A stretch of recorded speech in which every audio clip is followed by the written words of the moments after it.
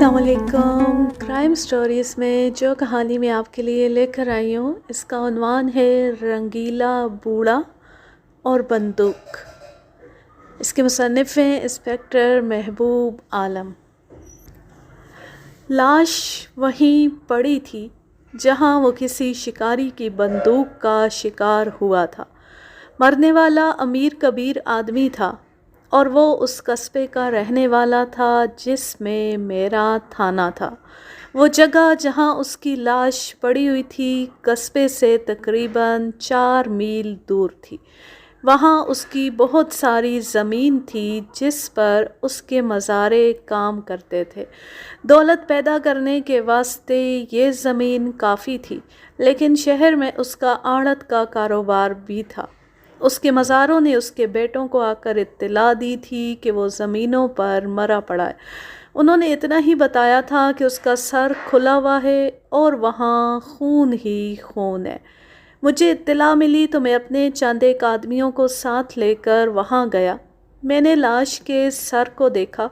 ज़ख़्म sir पर ही थे, लेकिन ज़ख्मों में खून और बाल जम गए थे।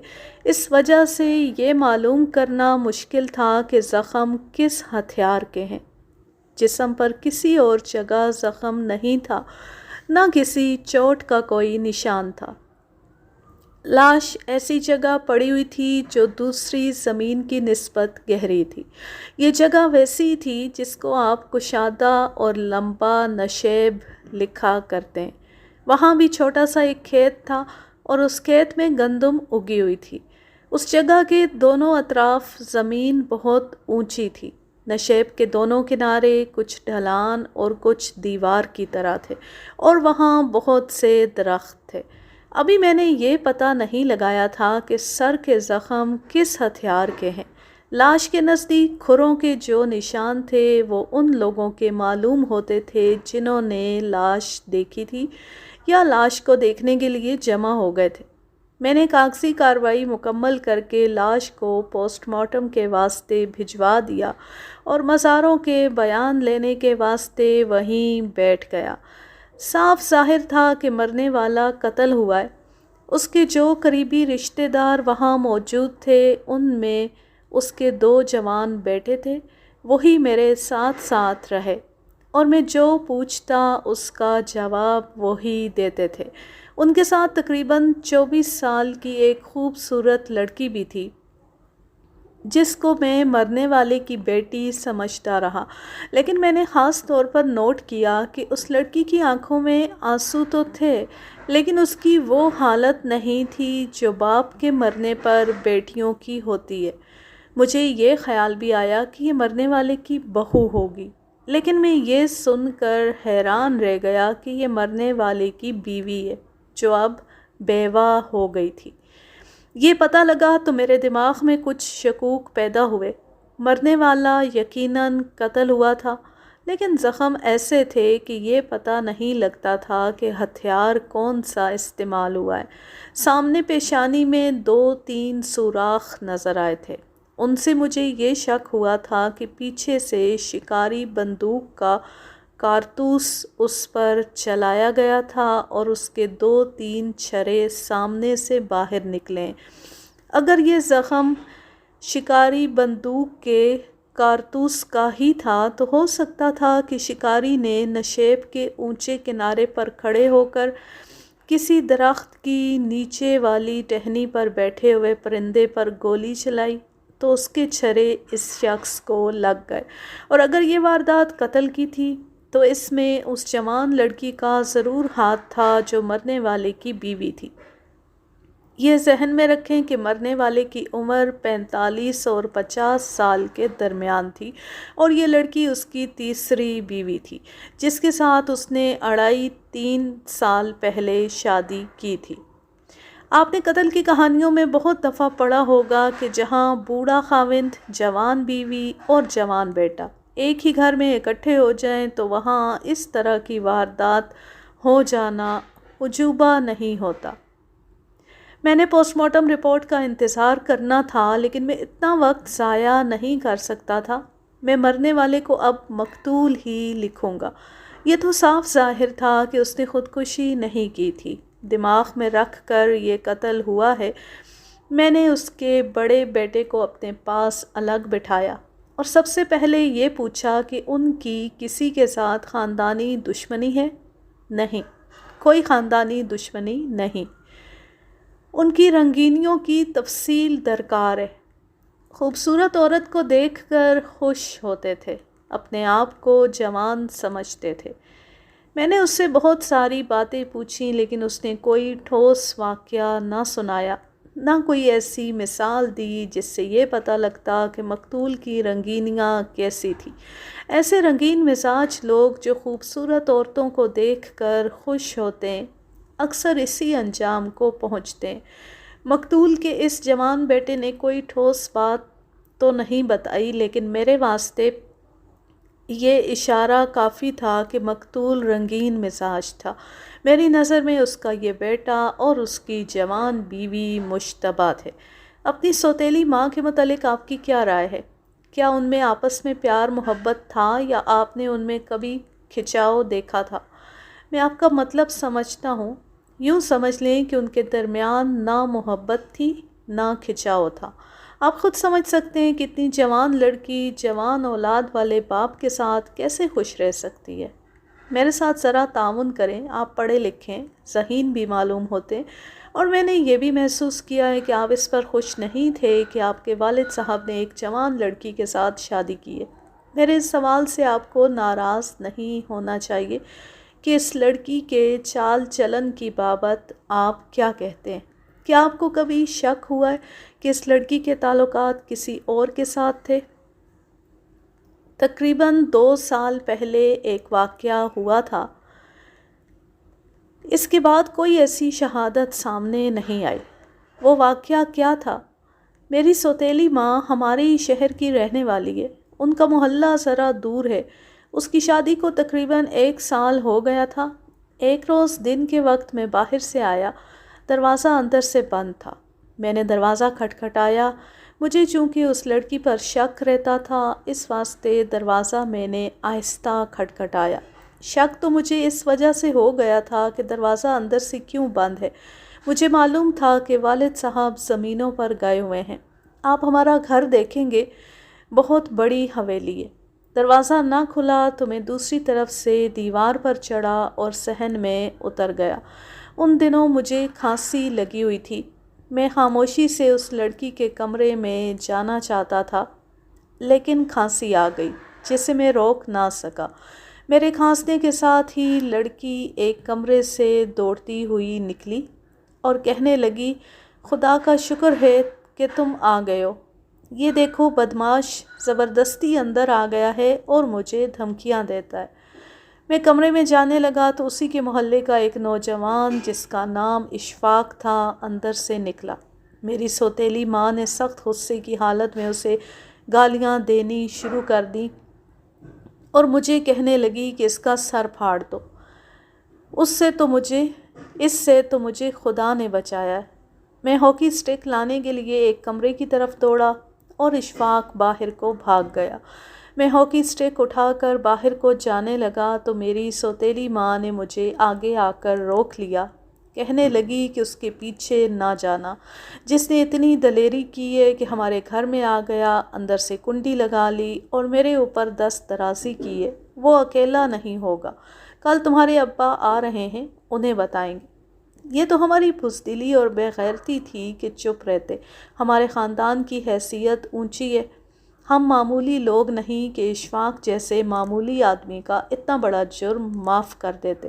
میرا چھوٹا بھائی بھی گھر نہیں تھا، لیکن میں اشفاق کو چھوڑنا نہیں چاہتا تھا۔ میری سوتیلی ماں نے ایسے طریقے سے مجھے روکا کہ میں اس کی بات مان گیا۔ اس نے یہ بھی کہا کہ وہ اپنے بھائیوں کو بھی بتائے گی۔ دوسرے دن کی بجائے اسی رات کو مقتول زمینوں سے واپس آ گیا۔ اس کی زمینیں دور نہیں تھیں، 4 میل کا فاصلہ تھا۔ مجھے یہ بھی بتایا گیا کہ مقتول مہینے 1.5 مہینے بعد زمینوں پر جاتا تھا اور ہر بار 8-10 دن وہیں رہتا تھا۔ وہاں اس نے چھوٹا سا مکان بنایا ہوا تھا۔ میں اسی مکان میں بیٹھا ہوا تفتیش کر رہا تھا۔ مقتول کے بڑے بیٹے نے مجھے سنایا کہ مقتول زمینوں سے واپس آ گیا تو بیٹے نے اور بیٹے کی سوتیلی ماں نے اسے بتایا کہ گھر میں کیا واقعہ ہوا ہے اور تم نے اس کو زندہ چھوڑ دیا ہے۔ مقتول نے غصے سے اپنے بیٹے کو کہا، صبح ہونے دو، اسے میں نے روک لیا تھا۔ بیوی بولی، یہ اکیلا تھا اور اشفاق بدمعاش ہے، صبح ہونے دو، اب تو بہت دیر ہو گئی ہے۔ مقتول کی بیوی کا نام مقصودہ تھا اور سودی کہلاتی تھی۔ بڑے بیٹے نے مجھے بتایا کہ سودی نے مقتول کو کہا تھا کہ اس معاملے کو یہیں دبا دے، سارے شہر میں اپنی ہی رسوائی ہوگی، لیکن مقتول اتنا بھڑکا ہوا تھا کہ اس نے سودی کو بھی اور اپنے بیٹے کو بھی بے غیرت کہا اور اس نے وہ رات غصے میں گزاری۔ مقتول کا ایک اور بیٹا بھی تھا جس کی عمر 16-17 سال تھی، وہ تو باپ سے بھی زیادہ غصے میں تھا۔ مقتول نے اشفاق کے باپ کو جا کر شکایت نہ کی کہ اس کے بیٹے نے یہ حرکت کی ہے، بلکہ اشفاق کو اپنے 2 آدمیوں سے بہت پٹوایا۔ انہوں نے اشفاق کو بازار میں پکڑ لیا تھا۔ مقتول ان کے ساتھ تھا یا ان کی اطلاع پر آ گیا تھا۔ اس کے بعد اشفاق کا باپ مقتول کے پاس گیا اور گلہ کیا کہ اس کے بیٹے کو مارا پیٹا گیا ہے۔ مقتول نے اس کی بھی بے عزتی کی اور اسے بتایا کہ اس کے بیٹے نے کیا کیا ہے۔ اس کے بعد مقتول کے دونوں بیٹے اشفاق کے پیچھے پڑ گئے۔ لوگوں نے بیچ بچاؤ کر دیا اور اشفاق ان کے ہاتھوں زودوں کو نہ ہوا۔ یہ بات سارے شہر میں اڑ گئی کہ اشفاق ملک رحمت اللہ کے گھر میں گھس گیا تھا۔ اشفاق بھی کچھ کہتا ہوگا؟ کچھ بھی نہیں، وہ ہر کسی کی لعنت ملامت سنتا تھا اور چپ رہتا تھا۔ کیا وہ واقعی بدمعاش ہے؟ ایسا بڑا بدمعاش بھی نہیں تھا، زندہ دل اور دلیر جوان ہے۔ اس نے کچھ تو کہا ہوگا، لوگ اس سے پوچھتے ہوں گے اور وہ کچھ تو کہتا ہوگا۔ یہ تو ضرور کہتا ہوگا کہ میں اپنی بے عزتی کا بدلہ لوں گا۔ وہ آپ کا نوکر یا ملازم تو نہیں تھا کہ دبک کر بیٹھ جاتا۔ اس کی بات آپ تک پہنچانے والے آپ کے دوست تھے، دوسرے لوگ تھے۔ ہم خود معلوم کرتے رہے کہ وہ کیا کہتا ہے، ہمیں کچھ بھی معلوم نہ ہوا۔ وہ اپنے گھر میں قید ہو گیا تھا۔ اس کے باپ اور بڑے بھائی نے بھی اس کی پٹائی کی ہوگی۔ اصل بات یہ ہے ملک صاحب، ہمارے مقابلے میں اشفاق اور اس کے خاندان کی کوئی حیثیت ہی نہیں۔ حیثیت ہے یا نہیں، اس نے بہت بڑا جرم کیا ہے۔ اتنی اونچی حیثیت اور طاقت رکھنے والے گھر میں داخل ہونا اور اس گھر کی عزت پر ہاتھ ڈالنا اتنی زیادہ ہمت اور جرأت کا کام ہے جو کوئی معمولی آدمی نہیں کر سکتا۔ ایسے دلیر آدمی کی مار پٹائی ہو تب بھی وہ خاموش نہیں رہ سکتا۔ مجھے اچانک ایک خیال آیا۔ میں نے آگے ہو کر آہستہ سے مقتول کے بیٹے سے پوچھا، کیا ایسا تو نہیں کہ آپ کی سوتیلی ماں نے اسے خود بلایا ہو؟ توبہ کرو جی، یہ لڑکی ایسی حرکت کرتی تو آج آپ کو یہاں کھڑی نظر نہ آتی، یہ آپ دل سے نکال دیں۔ دیکھو میاں، میں یہ نہیں پوچھ رہا کہ شہر میں حیثیت کس کی اونچی ہے، نہ مجھے کہانیاں سننے میں دلچسپی ہے۔ مجھے یہ بتاؤ کہ میں اگر یہ کہوں کہ اشفاق نے آپ کے والد صاحب سے اس طرح انتقام لیا ہے کہ انہیں قتل کر دیا ہے تو آپ کیا کہیں گے؟ مجھے ایسا کوئی شک نہیں۔ اشفاق تو اسی وقت سمجھو مر گیا تھا۔ میں نے آپ کو بتایا کہ پہلے تو وہ بہت دن اپنے گھر میں قید رہا، پھر وہ باہر نکلنے لگا تو کسی کے ساتھ بات ہی نہیں کرتا تھا۔ اب آ کر یعنی 2 سال بعد اس نے کچھ بولنا شروع کیا ہے۔ اگر میری سوتیلی ماں نے اسے خود بلایا ہوتا تو کیا وہ چپ رہتا اور چپ کر کے مار کھا لیتا؟ وہ تو چلا چلا کر کہتا کہ اس کو لڑکی نے خود بلایا تھا۔ پھر جناب یہ بھی سوچیں کہ اس واقعے کو 2 سال گزر گئے ہیں۔ اگر اشفاق میں انتقام لینے کا دم ہوتا تو وہ فوراً لے لیتا۔ اس کے باپ اور بڑے بھائی نے میرے والد صاحب کے پاس آ کر معافی مانگی تھی۔ میں اس شخص کی اتنی لمبی کہانی اس لیے سنتا رہا کہ اسی میں سے مجھے قاتل کا سراغ مل جائے گا، مگر مجھے ناکامی ہوئی۔ یہ ٹھیک تھا کہ 2 سال گزر گئے تھے۔ صرف خاندانی اور دیرینہ دشمنیوں والے انتقام لینے کے لیے اتنا انتظار کر لیا کرتے ہیں، وہ دشمنیاں دائمی ہوتی ہیں۔ لیکن یہ واقعہ اچانک ہو گیا تھا۔ اشفاق نے انتقام لینا ہوتا تو 2 سال انتظار نہ کرتا۔ اس کے علاوہ وہ مجرم بھی تھا۔ میں نے اشفاق کو قتل کی اس واردات میں مشتبہ تو نہ سمجھا، لیکن اسے اپنے دماغ میں محفوظ رکھ لیا۔ بڑے بیٹے کو باہر بھیج کر اس کے چھوٹے بھائی کو بلایا۔ یہ جوشیلا نوجوان تھا۔ اس نے بھی یہ واقعہ میرے کہنے پر سنایا اور اس نے بھی یہی رائے دی کہ اشفاق میں انتقام کی ہمت نہیں تھی۔ تمہاری سوتیلی ماں کا تمہارے والد کے ساتھ سلوک کیسا تھا؟ میرے والد صاحب سخت طبیعت کے آدمی تھے۔ گھر میں ہی نہیں، سارے خاندان میں کوئی فرد ان کے ساتھ ایسا سلوک نہیں کر سکتا تھا جو انہیں پسند نہیں ہوتا تھا۔ میں نے سنا ہے کہ وہ رنگین مزاج تھے، میرا مطلب ہے وہ زندہ دل تھے۔ آپ نے ٹھیک سنا ہے، لیکن کسی کے آگے جھکتے نہیں تھے۔ اپنی اس بیوی کو انہوں نے اپنے دماغ پر سوار نہیں کیا تھا۔ کیا اس پر روب جھاڑا کرتے تھے؟ کبھی کبھی۔ عموماً کس بات پر؟ کیا وہ کوئی ایسی ویسی حرکت کرتی تھی یا اپنے ماں باپ کے گھر زیادہ جاتی تھی؟ کوئی خاص بات نہیں ہوتی تھی۔ اسے اپنے ماں باپ کے گھر جانے سے میرے والد صاحب نے کبھی نہیں روکا تھا۔ وہ انہیں بتا کر چلی جاتی اور آ جاتی تھی۔ دوسرے محلے میں ان کا گھر ہے۔ میں مقصودہ کا چال چلن معلوم کرنا چاہتا تھا اور میں یہ معلوم کرنے کی بھی کوشش میں تھا کہ ان دونوں جوان سوتیلے بیٹوں کے ساتھ مقصودہ کے تعلقات کیسے تھے۔ میں نے دیکھا کہ یہ نوجوان بچ بچ کر جواب دیتا تھا۔ اس کی کسی بات سے مجھے شک ہو جاتا اور کسی بات سے شک رفع ہو جاتا۔ میں نے مقتول کے گھر کے حالات دوسرے ذرائع سے معلوم کرنے تھے۔ مقصودہ کو بلا کر اس سے کچھ باتیں پوچھیں۔ میں اس سے یہ توقع نہیں رکھ سکتا تھا کہ وہ اپنی بابت مجھے پوشیدہ باتیں بتا دے گی۔ میں نے اسے 2 سال پہلے والا واقعہ یاد دلایا تو اس نے اسی طرح سنایا جس طرح مقتول کے دونوں بیٹوں نے سنایا تھا۔ مقصودہ، میں جانتا ہوں تمہیں اپنے خاوند کے مرنے کا کوئی افسوس نہیں۔ میں صرف یہ پتہ لگا رہا ہوں کہ اس کا قاتل کون ہے۔ تم کسی پر شک کرتی ہو؟ میرا شک کسی پر بھی نہیں۔ مجھے ان کے مرنے کا بہت افسوس ہے۔ جھوٹ نہ بولو مقصودہ، مجھے اس کے ساتھ کوئی دلچسپی نہیں کہ تمہیں افسوس ہے کہ نہیں۔ مجھے یہ بتاؤ کہ تمہارا خاوند جائیداد اپنے بیٹوں میں تقسیم تو نہیں کر رہا تھا؟ نہیں، نہ بیٹوں نے کبھی مطالبہ کیا تھا، نہ باپ نے کبھی سوچا تھا۔ ان کا باپ کیسا آدمی تھا؟ اچھا تھا۔ میں کچھ اور پوچھ رہا ہوں۔ سنا ہے اس کے تعلقات دوسری عورتوں کے ساتھ بھی تھے۔ ذرا سوچو مقصودہ، میں قاتل کو پکڑنا چاہتا ہوں۔ مجھے شک ہے کہ تمہارا خاوند کسی عورت کے پیچھے مارا گیا۔ مجھ سے کچھ بھی نہ چھپاؤ۔ میں کیسے چھپا سکتی ہوں جی؟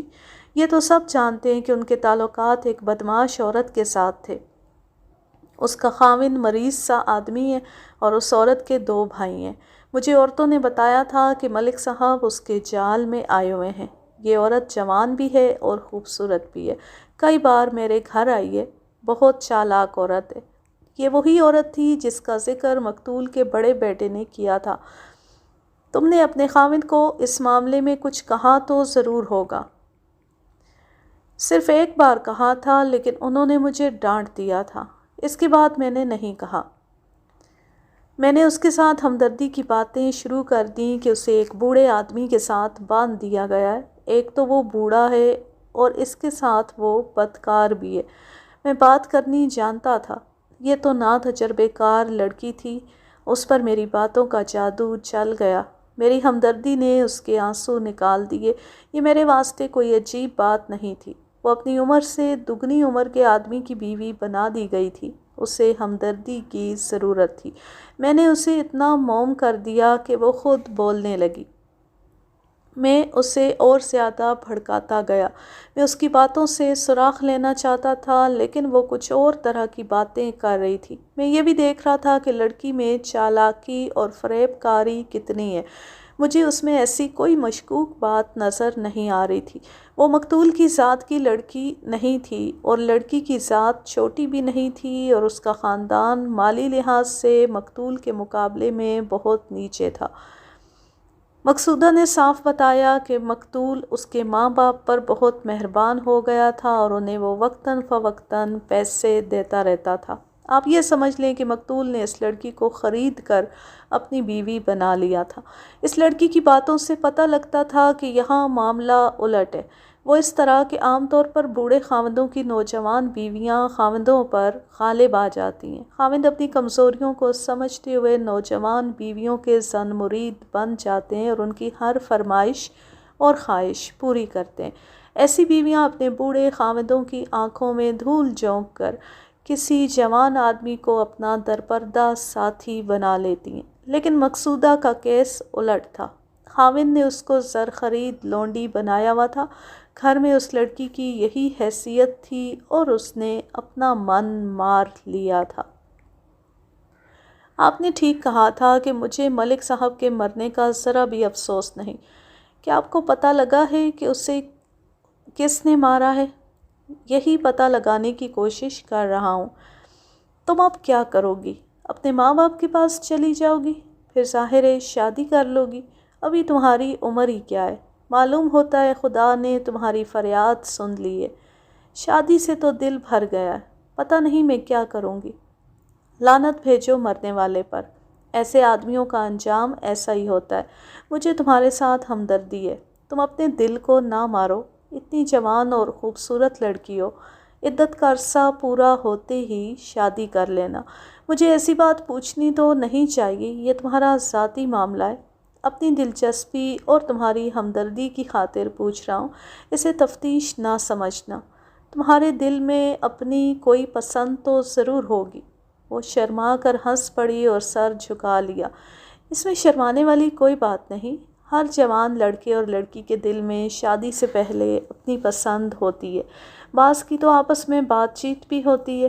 میں تمہیں یہ مشورہ دینا چاہتا ہوں کہ تمہاری پسند کے آدمی نے اگر ابھی تک شادی نہیں کی تو اس کے ساتھ شادی کر لینا۔ ہے کوئی ایسا؟ نہیں، لیکن آپ کے مشورے پر عمل کروں گی۔ میں نے بہت جال پھینکے اور ہوا میں بہت تیر چلائے، لیکن اس نے اپنی پسند کے کسی آدمی کا نام نہ لیا۔ مجھے یہ شک تھا کہ اس نے اپنی پسند کے کسی آدمی کے ساتھ شادی کرنے کے واسطے اپنے خاوند کو مروا دیا ہے، لیکن وہ مجھے اتنی چالاک اور ہوشیار نہیں لگتی تھی۔ میں آپ کو اپنا ایک شک بتاؤں؟ صفیہ کے بھائیوں اور خاوند کو پکڑیں۔ اس کے خاوند کا بھی ایک بھائی ہے۔ کوئی شہادت ملے تو پکڑوں۔ تم نے یہ بات کیوں کہی ہے؟ پہلے ملک صاحب اور صفیہ کے تعلقات کی بابت کسی کو پتہ نہیں لگا۔ آہستہ آہستہ یہ بات کھلتی گئی۔ صفیہ کا خاوند اور بھائی وغیرہ سمجھتے ہوں گے کہ صفیہ پر یہ الزام غلط ہے، لیکن اب انہوں نے بھی مان لیا ہے۔ عورتوں کی زبانی یہ بات مجھ تک پہنچی ہے کہ خاوند نے اور بھائیوں نے صفیہ کو بہت مارا پیٹا ہے۔ صفیہ کے بھائی کہتے ہیں کہ وہ ملک صاحب کو جان سے مار ڈالیں گے۔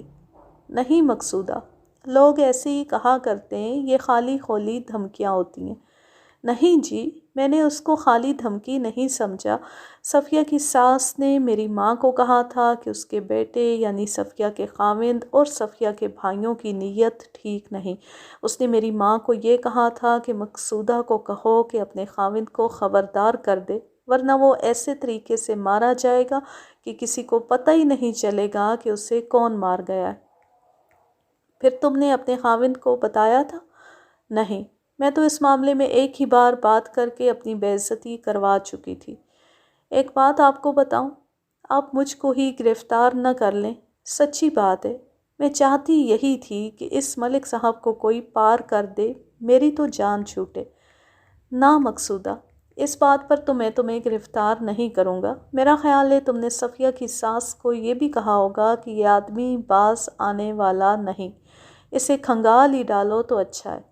آپ نے میرے دل کی بات کہی ہے، لیکن میں نے ایسا کہا نہیں تھا۔ میں نے اس لڑکی کو اپنے ساتھ بہت بلکہ پورا بے تکلف کر لیا تھا، یہاں تک کہ میں نے اس کے ساتھ ہنسی مذاق کی باتیں کیں تو وہ اس سے لطف اٹھاتی اور ہنستی رہی جیسے ہم بڑے پرانے دوست ہوں۔ میں نے باتوں میں اور ایک آدھ حرکت کے ذریعے یہ جانچنے کی کوشش کی کہ یہ چال چلن کی کیسی ہے۔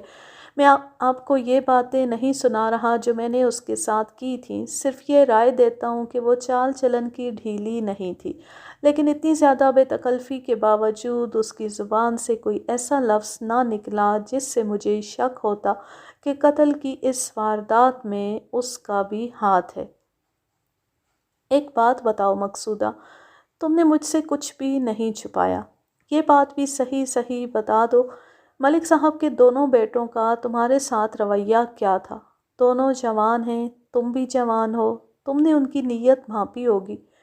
چھوٹا تو مجھ سے پرے پرے رہتا تھا، بڑا بیٹا میرے زیادہ قریب رہنے کی کوشش کرتا تھا۔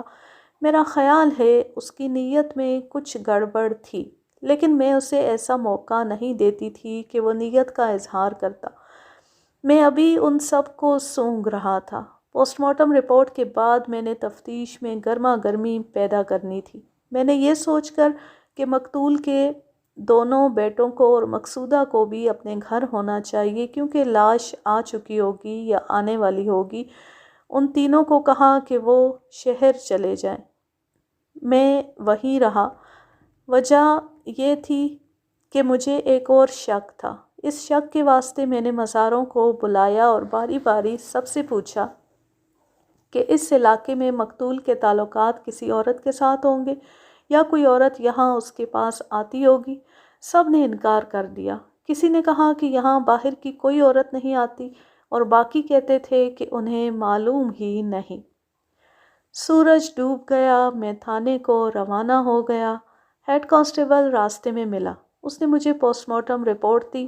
مقتول کے سر کے پچھلی طرف سے بندوق کے چھرے داخل ہوئے، جن میں سے کچھ کھوپڑی کے اندر رہ گئے اور 3-4 سامنے سے نکل گئے۔ ڈاکٹر کی رپورٹ یہ تھی کہ یہ بندوق کے کارتوس کے چھرے تھے۔ ڈاکٹر یہ نہیں بتا سکتا تھا کہ کارتوس کتنی دور سے چلایا گیا۔ ڈاکٹر نے یہ بھی لکھا تھا کہ سر کی پچھلی طرف جو چھرے لگے وہ کتنی دور دور تھے۔ ایک جگہ سے کھوپڑی بالکل کھل گئی تھی، یعنی اس میں خاصا بڑا سوراخ ہو گیا تھا۔ اس سے میں نے اپنے تجربے کے مطابق اندازہ کیا کہ کارتوس زیادہ دور سے نہیں چلایا گیا۔ اگر فاصلہ زیادہ ہوتا تو چھرے پھیل جاتے۔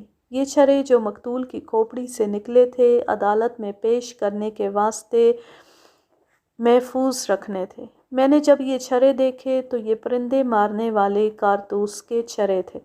میرے سامنے اب مسئلہ یہ آ گیا کہ یہ واردات قتل کی یعنی 302 کی ہے، یہ حادثاتی قتل 304 ہے۔ میں پہلے بتا چکا ہوں کہ نشیب کے اونچے کنارے سے کسی شکاری نے درخت پر بیٹھے ہوئے پرندے پر کارتوس فائر کیا، مگر وہ یہ نہ دیکھ سکا کہ نیچے چھروں کے راستے میں ایک آدمی کھڑا ہے۔ میں نے ایک چیز کا ذکر نہیں کیا، مقتول کے سر پر ترکی ٹوپی تھی جو اس دور میں بہت عام تھی، اور یہ ٹوپی مسلمانوں کے لباس کا حصہ تھی۔ کچھ چھرے اس ٹوپی میں سے گزرے تھے، اس وجہ سے ان کی رفتار کم ہو گئی اور یہ کھوپڑی میں رہ گئے۔ میں نے نامعلوم قاتل کے خلاف FIR تحریر کر کے اس کی نقلیں متعلقین کو بھجوا دی۔ وہ انگریزوں کی حکومت تھی۔ قتل کو اتنی آسانی سے خودکشی یا حادثاتی موت نہیں لکھا جا سکتا تھا جتنی آسانی سے آج لکھ دیا جاتا ہے۔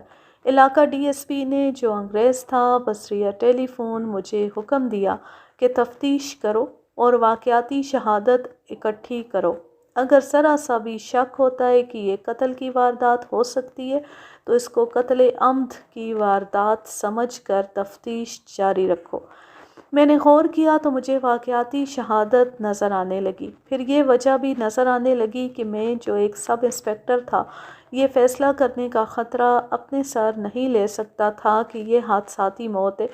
مقتول کا رنگین مزاج ہونا، غیر عورتوں کے ساتھ تعلقات اور اس عمر میں گھر میں نوجوان بیوی کی موجودگی اچھی خاصی واقعاتی شہادت تھی۔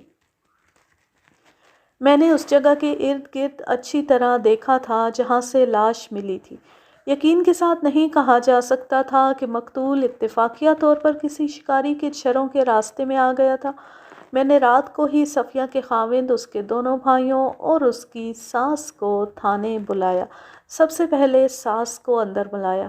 تم نے کہا تھا کہ تمہارا بیٹا جو صفیہ کا خاوند ہے اور صفیہ کے بھائی ملک رحمت اللہ کو قتل کر دیں گے۔ مجھے یہ بتاؤ کہ انہوں نے یہ بات کہی تھی یا نہیں؟ نہ جی، انہوں نے ایسی بات کبھی نہیں کہی۔ انہیں ایسی بات کہنے کی ضرورت ہی کیا تھی؟ ضرورت یہ تھی کہ تمہاری بہو صفیہ کے ساتھ ملک رحمت اللہ کے ناجائز تعلقات تھے۔ بتاؤ، تھے یا نہیں؟ مجھے تو معلوم نہیں، دشمنوں نے ویسے ہی اڑا دی ہوگی۔ میری بات غور سے سنو خالہ، تم عزت والے خاندان کی عورت ہو، مجھ سے عزت کراؤ اور اپنے گھر کی عزت کا خیال کرو۔ تم جھوٹ بولو گی تو میں دوسروں سے پتہ لگا لوں گا، پھر تم اس تھانے سے باہر نہیں جا سکو گی، پھر میں تمہاری بہو کو بھی تھانے بلا لوں گا، سوچو پھر تمہاری کیا عزت رہے گی۔ چلو وہ تو میں مان لیتی ہوں، لیکن یہ جو آپ نے کہا ہے کہ میرے بیٹے نے ملک رحمت کو قتل کی دھمکی دی تھی، یہ غلط ہے۔ یہ تو مانتی ہو نا کہ تمہاری بہو کے اور ملک رحمت کے قابل اعتراض تعلقات تھے۔ وہ میں اس لیے مان رہی ہوں کہ آپ کہہ رہے ہیں۔ میرے پاس تو کوئی ثبوت نہیں جس پر اپنی بہو پر الزام تھوپ دوں۔ میرا خیال ہے کہ مقصودہ کی ماں کو بلا کر تمہارے سامنے بٹھا دیتا ہوں۔ تم نے اسی کو کہا تھا کہ مقصودہ کو کہہ دے کہ اپنے خاوند کو خبردار کر دے۔ تمہیں اپنی عزت کا ذرا بھی خیال نہیں۔ اگر اپنے بیٹے کو پھانسی سے بچانا چاہتی ہو تو صحیح بات بتا دو۔ آپ کیا چاہتے ہیں؟ کیا میں یہ کہوں کہ ملک رحمت کو میرے بیٹے نے قتل کیا ہے؟ وہ آج دن کو قتل ہوا ہے نا، میرا بیٹا سارا دن گھر میں رہا ہے۔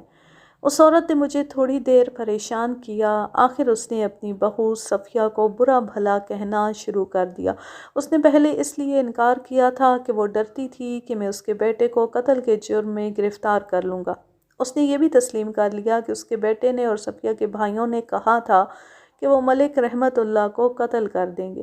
اگر یہ قتل کرنے والے ہوتے تو پہلے صفیہ کو قتل کرتے۔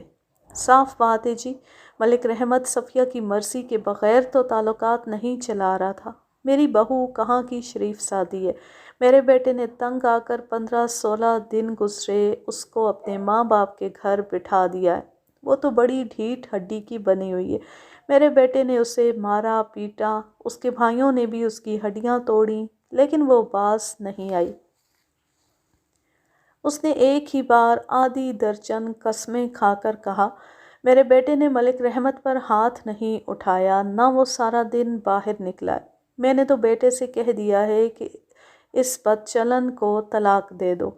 اس نے ہاتھ جوڑے، پھر میری ٹھوڑی پکڑ کر کہا، ساری عمر تمہیں دعائیں دوں گی، میرے بیٹے کو گرفتار نہ کرنا۔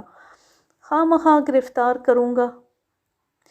میں نے اس کے دل سے کچھ اور باتیں نکلوانے کے واسطے کہا، ملک رحمت کے علاوہ بھی تمہاری بہو کا کسی کے ساتھ تعلق ہے یا پہلے تھا؟ میں کسی ایک کا نام نہیں بتا سکتی، یہی بتا سکتی ہوں کہ اس عورت کا کوئی اعتبار نہیں۔ صفیہ کے بھائی کیسے آدمی ہیں؟ وہ تو شریف لوگ ہیں۔ ان کی ماں بڑی ہوشیار عورت ہے، اس کا خاوند شریف آدمی ہے۔ معلوم نہیں یہ لڑکی کس طرح اتنی آزاد ہو گئی تھی کہ کسی کے قابو میں نہیں آتی۔ تمہارے بیٹے کی کوئی اولاد ہے؟ نہیں، شادی کو 6 سال سے اوپر عرصہ ہو گیا ہے۔ اس بددعائی ہوئی کی گود ہری نہیں ہوئی۔ میں نے اسے اٹھا کر اس کے بیٹے کو اندر بلایا۔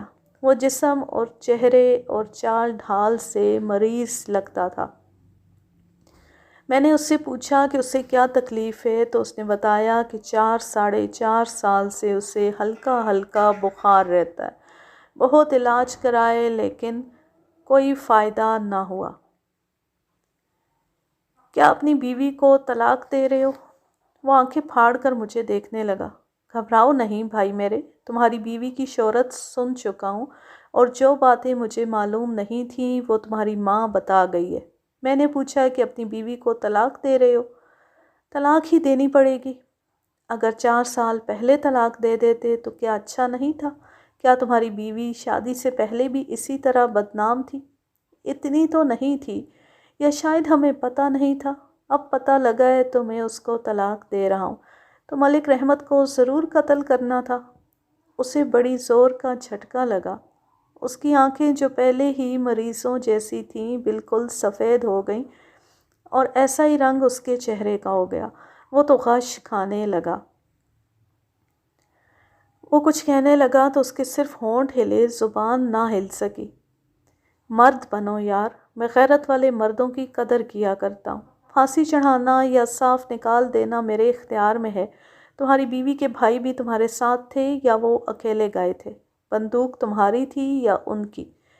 میرے پاس بندوق نہیں جناب والا۔ ان کے پاس 2 نالی بندوق ہے، لیکن ہم پر جو آپ نے الزام لگایا ہے یہ بالکل غلط ہے۔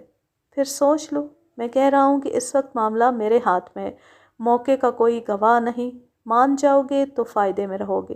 اس کی حالت غیر ہوتی چلی گئی اور وہ انکار کرتا رہا۔ میں بس ریا جرا اور سوالات اس کے پیچھے پڑا رہا، حتیٰ کہ اس کے آنسو نکل آئے اور ہاتھ جوڑ کر کہنے لگا کہ وہ پہلی مر رہا ہے، میں اس کو اور زیادہ پریشان نہ کروں۔ صفیہ کے بھائیوں کی بابت تمہارا کیا خیال ہے؟ وہ جانے، ان کا خدا جانے۔ میں تو ان کے واسطے قسم نہیں کھا سکتا۔ ان کی بہن بدنام ہو کر گھر بیٹھ گئی ہے۔ میں اپنی طرف سے ان پر کوئی الزام نہیں لگاتا۔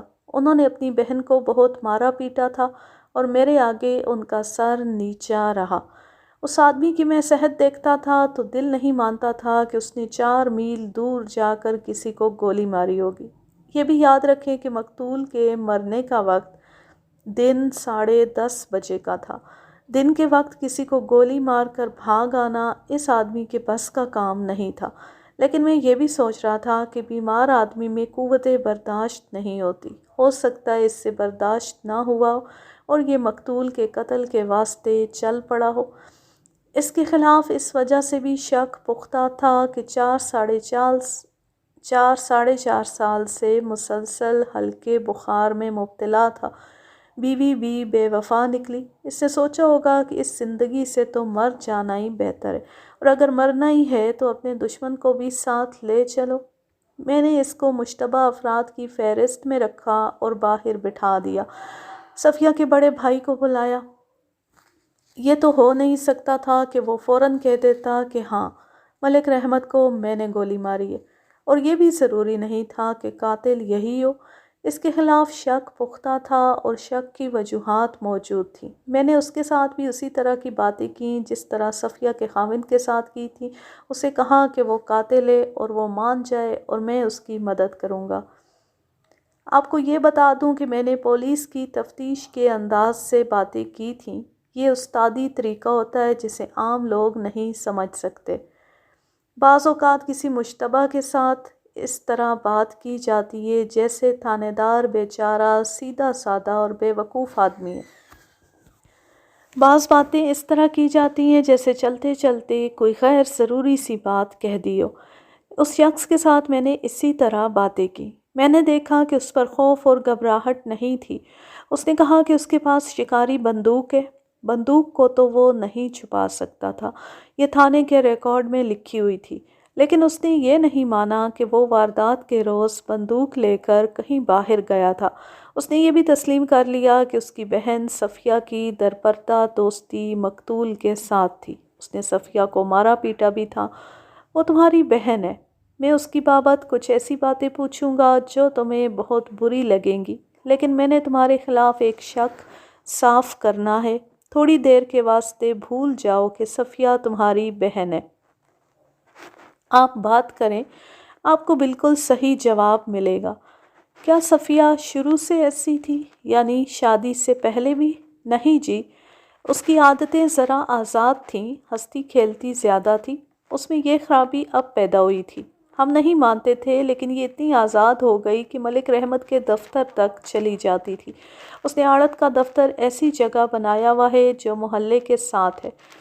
میں نے اپنی آنکھوں سے دیکھ کر یقین کیا۔ یہ کب کی بات ہے؟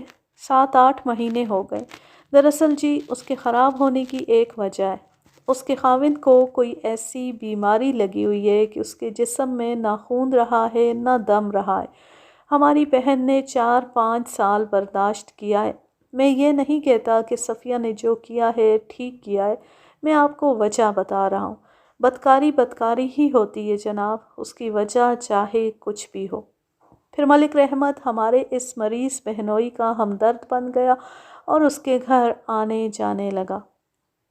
اس کو ملک رحمت بڑی دور کسی حکیم کے پاس بھی لے گیا تھا۔ ہمارا بہنوئی غریب تو نہیں، لیکن اس کے علاج کا خرچ ملک رحمت دیتا رہا اور ہمارا بہنوئی خوش ہوتا رہا۔ اسے اتنی بھی سمجھ نہ آئی کہ ملک رحمت اس کے گھر میں کیا جال پھینک رہا ہے۔ ہوا یہ کہ صفیہ اس کے جال میں آ گئی اور ان کے غلط تعلقات کا سلسلہ شروع ہو گیا۔ اس خرابی سے پہلے ہی تم اس وجہ سے طلاق لے لیتے کہ تمہارا بہنوئی بیمار ہے، وہ تو بیکار ہو چکا تھا۔ اس کی اور میری ان باتوں کا جو میں آپ کو سنا رہا ہوں تفتیش کے ساتھ کوئی تعلق نہیں تھا۔ یہ میں آپ کو اس لیے سنا رہا ہوں کہ ہم لوگ کیسی کیسی غلطیاں کر کے گھروں میں خرابیاں پیدا کر لیتے۔ صفیہ کے خاوند کو چاہیے تھا کہ شادی کے کچھ عرصے بعد وہ جسمانی طور پر معذور ہو گیا تھا تو بیوی کو طلاق دے دیتا اور اس کی جوانی کو برباد نہ کرتا، لیکن اس میں وہ اپنی بے عزتی سمجھتا تھا۔ اس کا نتیجہ یہ ہوا کہ اس کی بیوی نے ایک غیر آدمی کے ساتھ تعلقات جوڑ کر خاوند کو لوگوں کے سامنے منہ دکھانے کے قابل نہ چھوڑا۔ میں نے اس کے بھائی سے پوچھا کہ اپنی بہن کو طلاق کیوں نہ دلا دی، تو اس نے بھی عزت اور غیرت کا نام لیا کہ طلاق سے بڑی بے عزتی ہوتی ہے۔ یہ لوگ اپنی عزت اور غیرت کو دیکھتے رہے اور نتیجہ یہ نکلا کہ ایک نوجوان عورت کی عصمت گئی اور ایک آدمی قتل ہو گیا۔ صفیہ کا بھائی مجھے قاتل نظر تو نہیں آتا تھا، لیکن حالات انتہائی بزدل اور انتہائی شریف آدمی کو بھی قاتل بنا دیا کرتے ہیں۔ اس کے خلاف یہ شہادت بن سکتی تھی کہ قتل کے وقت وہ گھر سے بلکہ شہر سے غیر حاضر ہوتا۔ اس کا کوئی ثبوت نہیں ملا تھا۔ پھر یہ شہادت درکار تھی کہ اس کو مقتول کی زمینوں کے علاقے میں بندوق کے ساتھ دیکھا گیا۔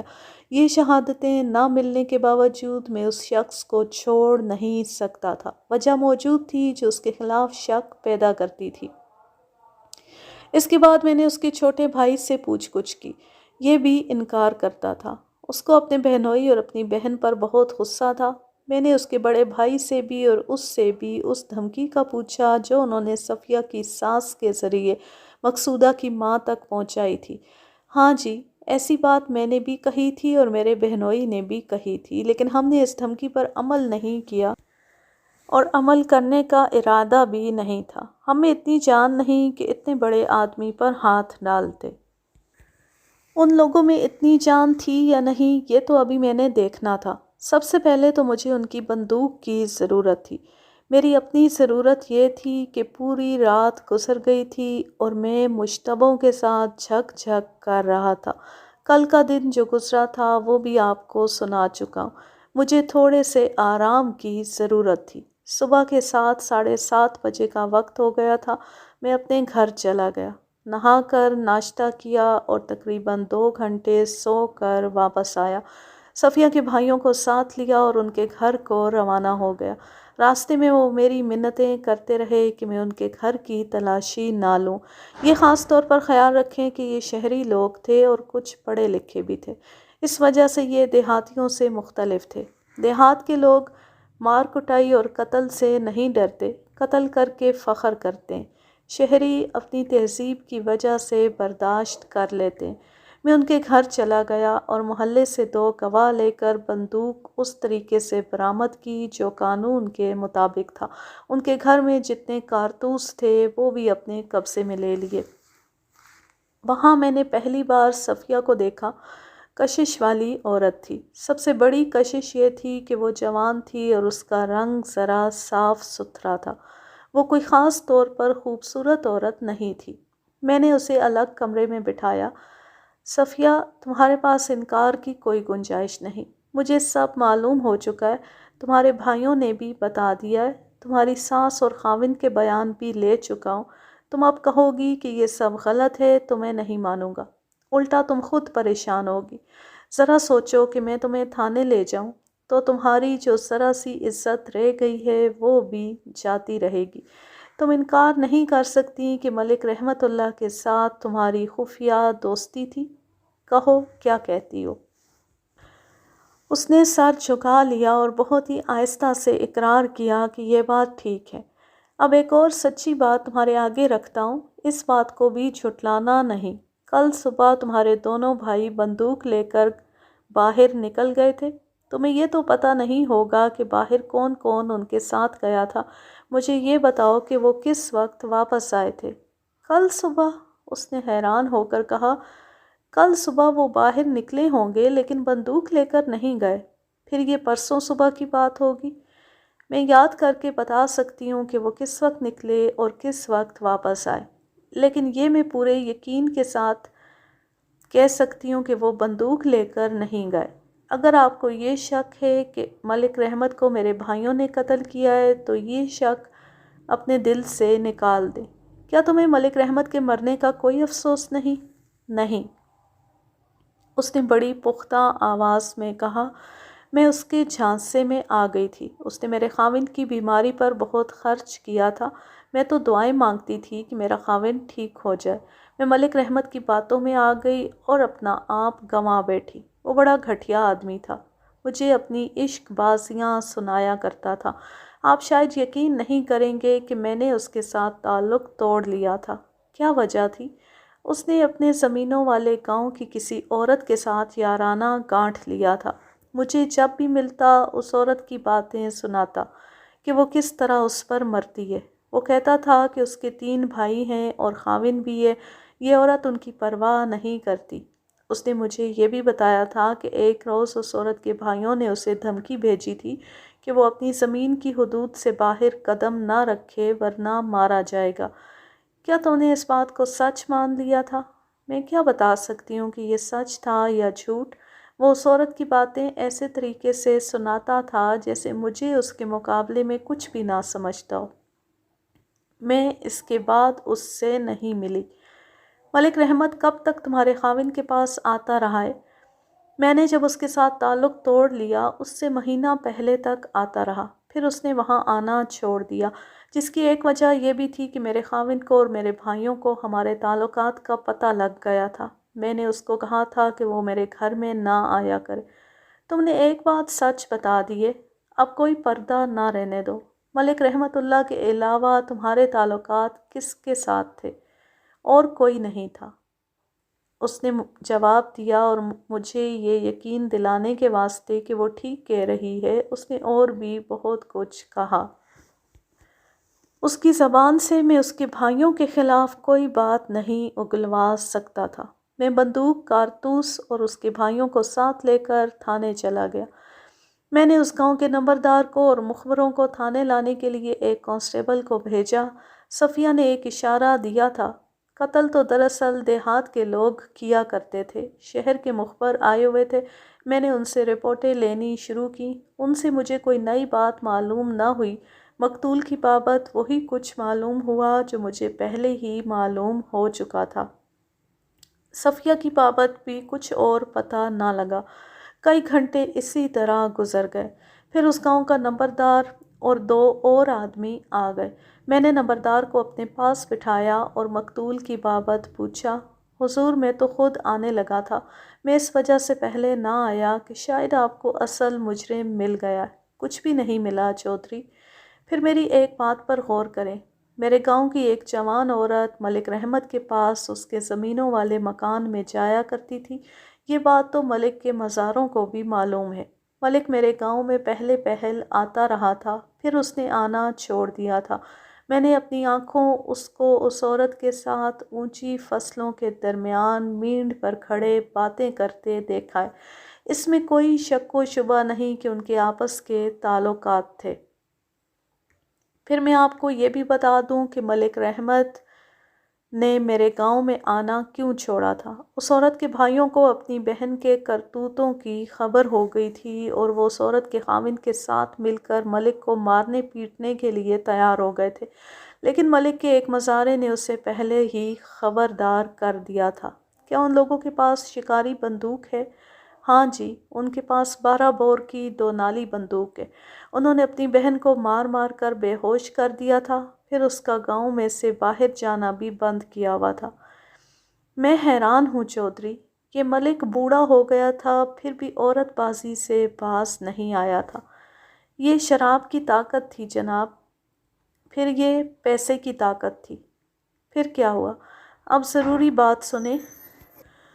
اس عورت کے خاوند کا ایک بھائی فوج میں حوالدار ہے۔ میں نے پرسوں شام اس کو گاؤں میں دیکھا تھا، اس کے بعد نظر نہیں آیا۔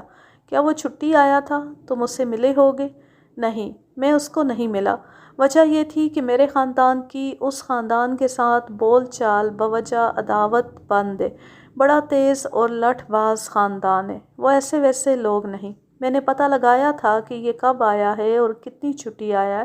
مجھے بتایا گیا کہ پرسوں صبح آیا تھا۔ یہ بھی پتہ لگا کہ اس کے پاس کوئی سامان نہیں تھا۔ ایک بات یہ سامنے رکھ لیں کہ کل صبح اس عورت کا ایک بھائی اپنے ایک دوست کے ساتھ بندوق لے کر شکار کے واسطے گیا تھا، اور وہ دونوں واپس آئے تو اس کے کچھ دیر بعد گاؤں میں خبر آ گئی کہ ملک رحمت اللہ فلاں جگہ مارا گیا۔ میں اس وجہ سے آپ کے پاس نہ آیا کہ یہ علاقہ دوسری نمبرداری میں ہے۔ وہ نمبردار اس وجہ سے آپ کے پاس نہیں آیا کہ وہ بڑے بخار میں بڑی بری حالت میں گر پڑا ہے۔ مجھ کو سب سے پہلا شک یہ ہوا کہ اس عورت کا بھائی ملک سے اپنی بے عزتی کا بدلہ لے آیا ہے۔ نمبردار نے بہت ساری تفصیلات بھی سنائی تھیں، مختصر یہ کہ اس نے مجھے ایک اور کھوج میں ڈال دیا۔ اس نمبردار کے خلاف بھی ایک شک پیدا ہوتا تھا۔ اس نے کہا تھا کہ اس عورت کے خاندان کے ساتھ اس کی خاندانی دشمنی ہے۔ اس وجہ سے مجھے شک ہوا کہ یہ ان کے خلاف بڑھا چڑھا کر رپورٹ دے رہا ہے۔ بہرحال مجھے ایک سراغ مل گیا تھا۔ میں فوراً اس سراغ پر دوڑ پڑا، اپنا ضروری عملہ ساتھ لیا اور نمبردار کے گاؤں چلا گیا اور سیدھا اس عورت کے بھائیوں کے دروازے پر جا رکا۔ دونوں بھائی گھر پر ہی تھے۔ جو ہی وہ باہر نکلے میں انہیں دھکیل کر اندر چلا گیا اور ان کو کہا کہ اپنی بندوق میرے حوالے کر دیں۔ انہوں نے 2 گواہوں کی موجودگی میں بندوق برآمد کر دی اور میں نے کارتوس بھی اپنے قبضے میں لے لیے۔ یہ بندوق کب چلائی تھی؟ کل صبح۔ میں شکار پر گیا تھا، 15-16 پرندے مارے تھے۔ اور وہ جو بڑا موٹا شکار کیا ہے؟ نہیں حضور، شکار کے واسطے تو بہت آگے جانا پڑتا ہے، ہم زیادہ دور نہیں گئے تھے۔ جو موٹا شکار تم نے کیا ہے وہ تو یہاں بالکل قریب ہی تمہیں مل گیا تھا۔ میں نے اس کے قریب ہو کر اس کے کان میں آہستہ سے کہا، میں ملک رحمت کی بات کر رہا ہوں۔ وہ اس طرح پیچھے ہٹا جیسے میں نے اس پر حملہ کرنے کی خاطر خنجر نکال لیا ہو۔ اس نے نمبردار کی طرف دیکھا جو ہمارے قریب ہی کھڑا تھا۔ نمبردار، اس نے دانت پیس کر کہا، دشمنی میدان میں نکل کر کلہاڑیوں اور لاٹھیوں سے پوری کی جاتی ہے۔ تم نے تھانے میں جا کر یہ جھک ماری ہے کہ ملک رحمت کو میں نے گولی ماری ہے۔ لعنت ہے تیری مردانگی پر، مرد اوچھا وار نہیں کیا کرتے۔ تو میرے ساتھ بات مت کرو یار، مجھے معلوم ہے کہ نمبردار کے ساتھ تم میرے ساتھ بات کرو یار، مجھے معلوم ہے کہ نمبردار کے ساتھ تمہاری دشمنی ہے۔ میں اب اس کی نہیں تمہاری بات سنوں گا۔ میرے ساتھ سچ بولو گے تو میں تمہارا دوست بن جاؤں گا۔ دوسرا بھائی بولا، چودھری ہم تیرے اس وار کا جواب میدان میں دیں گے، ہم ذرا پولیس سے بھگت لیں۔ وہاں نمبردار کے 1-2 رشتہ دار بھی موجود تھے۔ انہوں نے ان دونوں بھائیوں کی للکار کا جواب دیا۔ اگر میں موجود نہ ہوتا تو ان کا آپس میں خون خرابہ ہو جاتا۔ میں ان دونوں بھائیوں کو، ان کے بہنوئی کو اور ان کی متعلقہ بہن کو ساتھ لے کر گاؤں سے آ گیا۔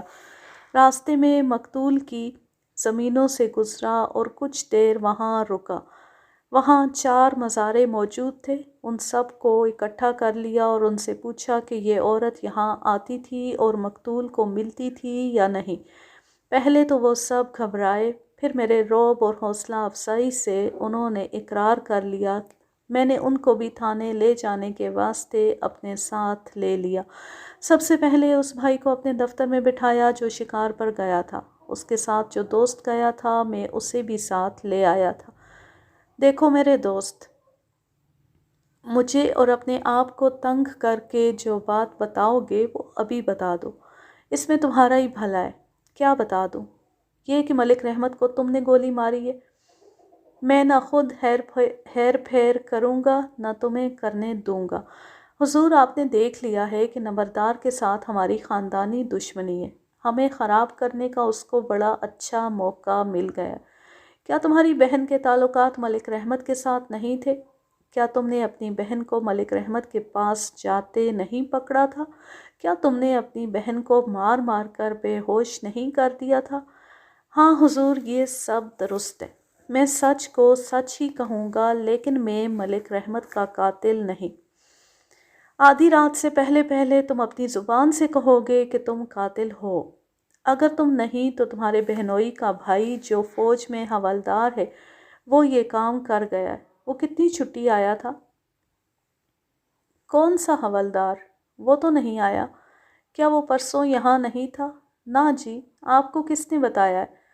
نمبردار اتنا بڑا جھوٹ نہیں بول سکتا تھا۔ میں اپنے کمرے سے نکلا اور نمبردار کو الگ کر کے کہا کہ یہ شخص کہہ رہا ہے کہ اس کے بہنوئی کا بھائی حوالدار نہیں آیا تھا۔ نمبردار نے کہا کہ میں چاہوں تو وہ ان آدمیوں کو گاؤں جا کر تھانے لے آتا ہے جنہوں نے حوالدار کو دیکھا تھا۔ چودھری، یہ جھوٹ نکلا تو میں تمہیں نہیں چھوڑوں گا۔ پھر چھوٹے تھانے دار صاحب کوئی اپنے کسی حوالدار کو گاؤں بھیج کر معلوم کرائیں۔ اب تو مجھے اپنا سچ ثابت کرنا ہی پڑے گا۔ میں نے اس کو گاؤں نہ جانے دیا۔ مجھے ایک خیال آ گیا۔ میں نے اس عورت کے دوسرے بھائی کو باہر ہی الگ کر کے پوچھا کہ وہ حوالدار کتنی چھٹی آیا تھا۔ اس نے بھی لا علمی کا اظہار کیا۔ میں نے ان کی بہن کو بلایا اور پوچھا تو اس نے ایسے لہجے میں انکار کیا جس سے مجھے پکا شک ہو گیا کہ وہ جھوٹ بول رہی ہے۔ میں نے دونوں بھائیوں کو ان کی بہن کے پاس بلایا، اس عورت کے خاوند کو بھی۔ تم چاروں میرے سامنے آپس میں مشورہ کر کے مجھے بتاؤ کہ حوالدار پرسوں گاؤں میں آیا تھا یا نہیں۔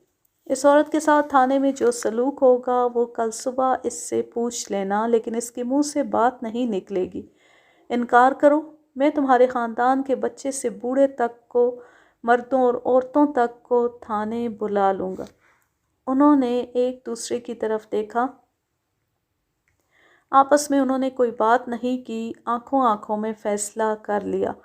ہمارے انکار کی ایک وجہ ہے جناب۔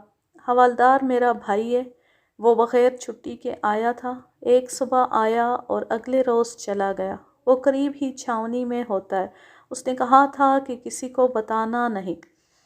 آپ نے محترم احمد یار خان کی کہانیوں میں پڑھا ہوگا، ایک فوجی بغیر چھٹی کے اپنے گاؤں آیا اور اپنے کسی دشمن کو قتل کر کے چلا گیا۔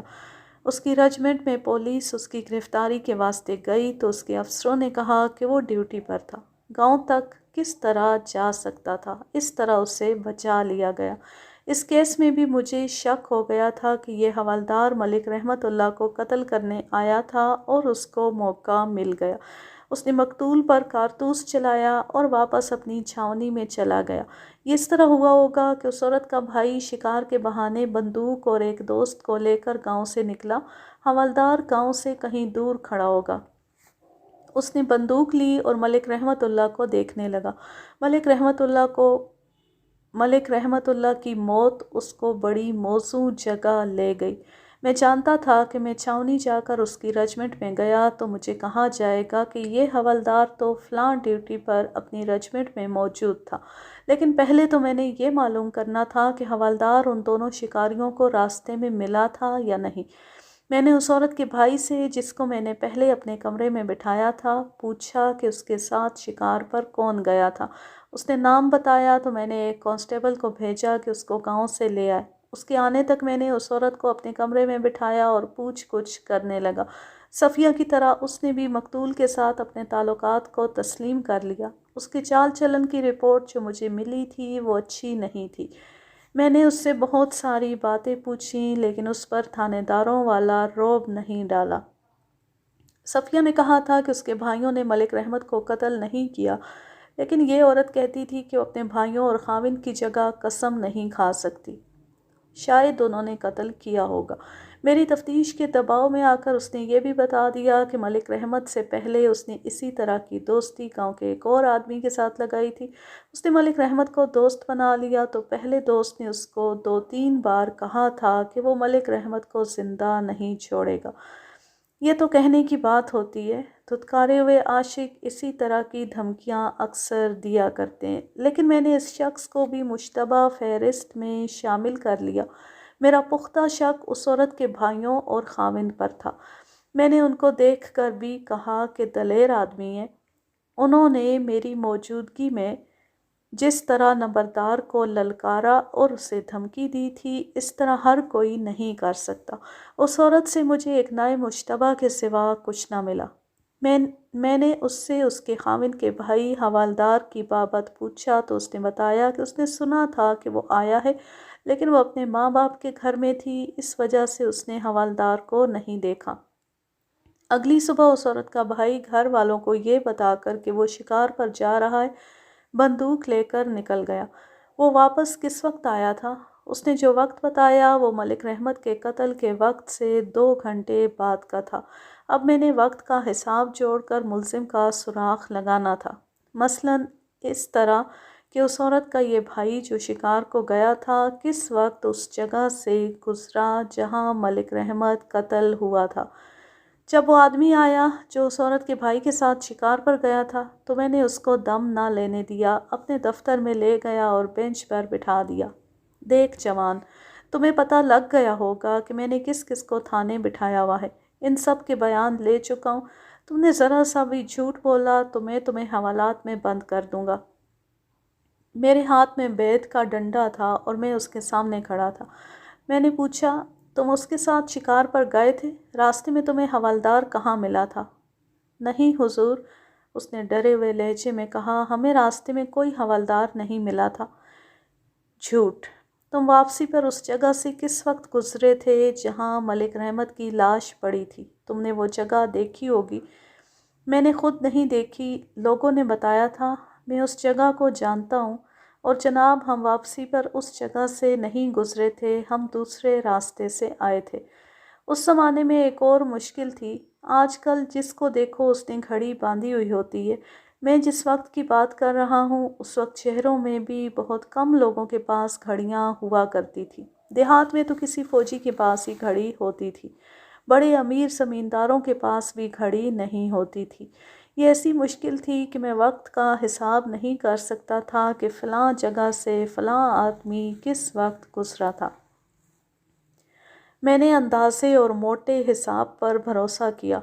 میں نے جس آدمی کو اپنے سامنے بٹھایا ہوا تھا وہ یہ نہیں مان رہا تھا کہ ان دونوں کو راستے میں حوالدار ملا تھا، اور وہ میرے رعب اور تھوڑے سے تشدد کے باوجود نہیں مانتا تھا کہ وہ جائے واردات کے قریب سے گزرے تھے۔ میرا خیال ہے تم ان دونوں بھائیوں اور ان کے بہنوئی اور اس کے حوالدار بھائی کی پھانسی کا پھندا اپنے گلے میں ڈالنا چاہتے ہو۔ دوستی کا یہ حق جو تم ادا کر رہے ہو تمہیں بہت مہنگا پڑے گا۔ جناب عالی، ملک رحمت کا قاتل کوئی بھی ہو، میں آپ کو یہ بتا رہا ہوں کہ اس عورت کا ایک بھائی میرے ساتھ تھا اور بندوق اس کے پاس تھی۔ اگر اس کے دوسرے بھائی نے کسی اور کی بندوق لے کر ملک رحمت کو مار ڈالا ہو تو وہ میں نہیں جانتا۔ تم اس کے دوست تھے، کیا یہ دونوں بھائی ملک رحمت کے قتل کی باتیں کیا کرتے تھے؟ ہاں جی، کیا کرتے تھے، لیکن وہ صرف باتیں ہی کرتے تھے۔ میں اس کو صرف ایک جگہ چکر دے رہا تھا، یعنی حوالدار راستے میں ان کے ساتھ ہو گیا تھا اور اس نے ملک رحمت پر کارتوس چلایا تھا۔ وہ اتنا زیادہ تنگ آ گیا کہ اس کے آنسو نکل آئے۔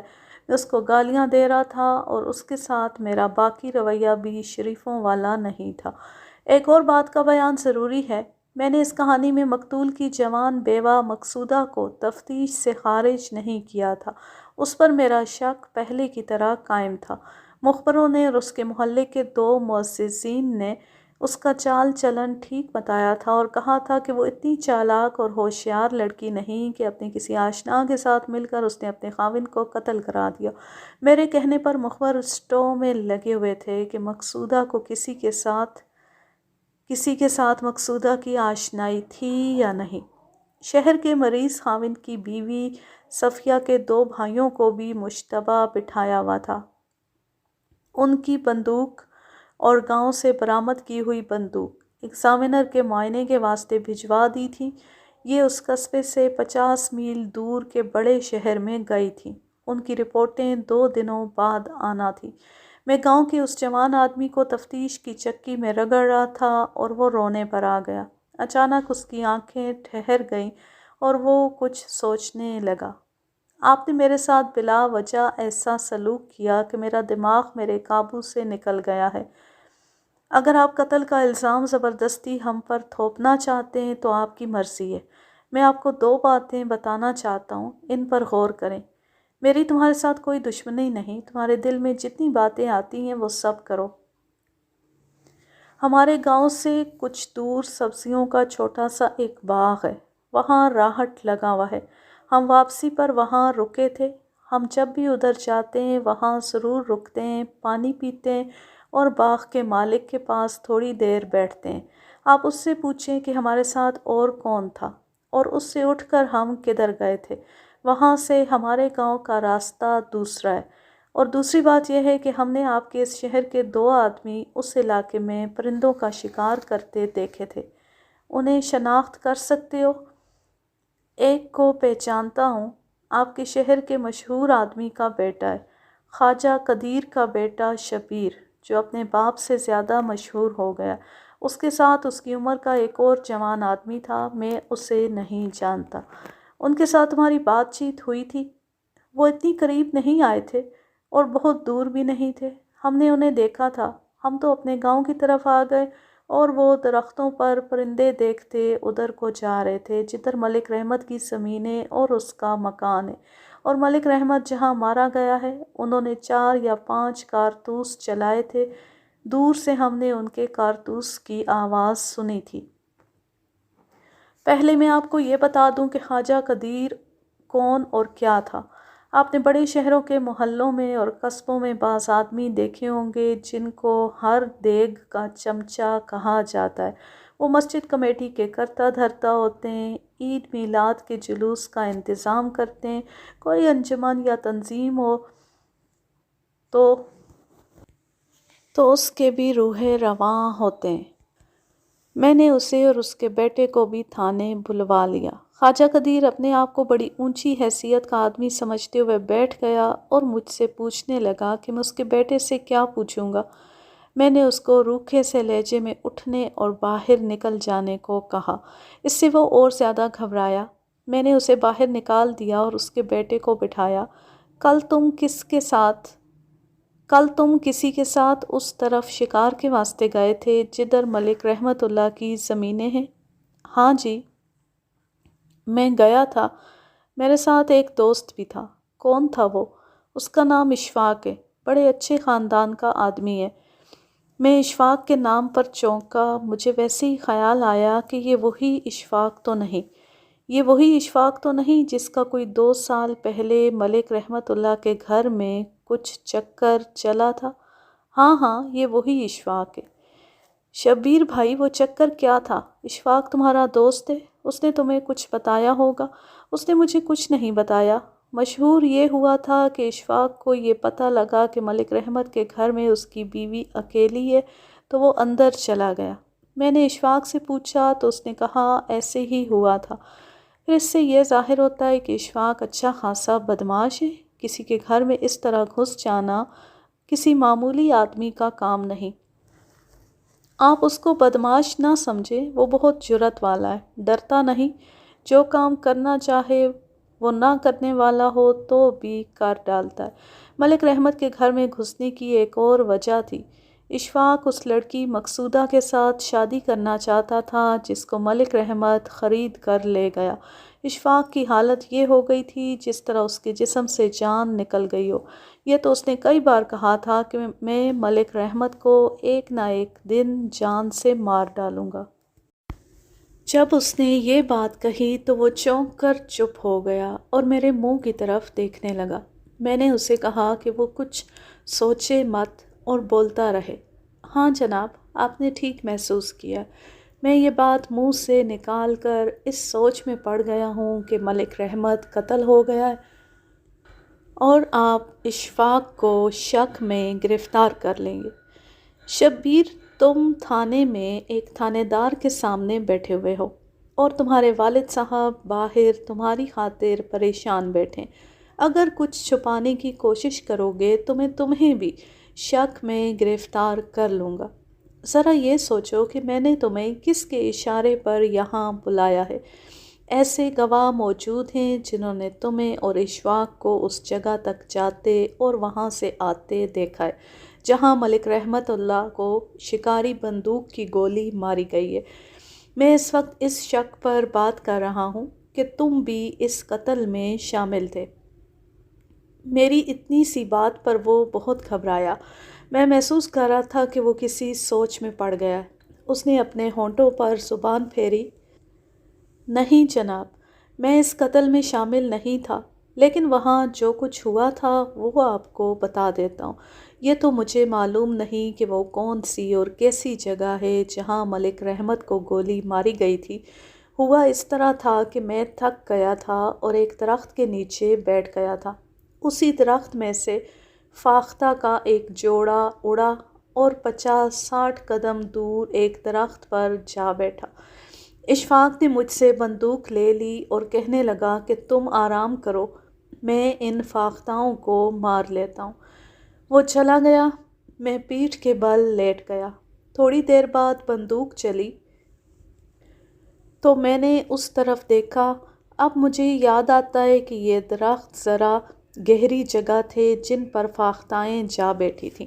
میں نے اشفاق کو دیکھا، وہ بہت تیز چلتا آ رہا تھا۔ میں نے دور سے ہی اسے کہا کہ کارتوس ضائع کر آئے ہو۔